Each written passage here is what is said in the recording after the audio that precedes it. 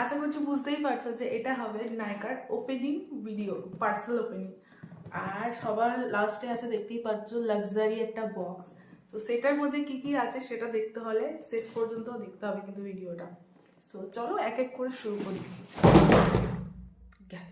তো সবার প্রথমে আমি ওপেনিং করব এই বক্সটা নায়িকার। আমি অলরেডি কেটে নিয়েছি, জাস্ট ওপেন করবো।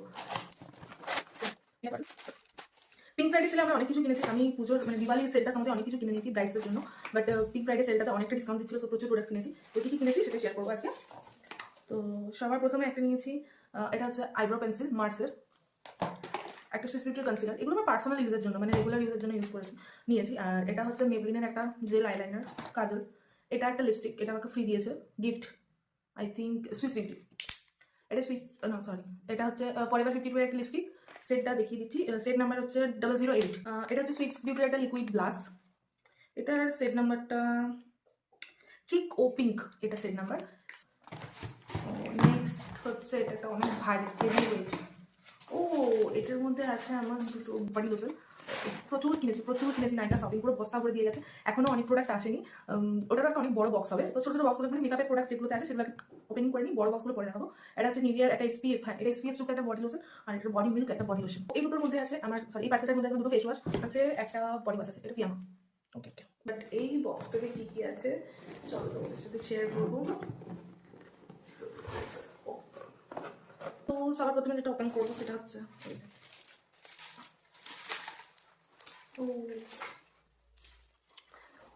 এটা হচ্ছে ইন্ডালজিও রোজ গোল্ড অয়েল।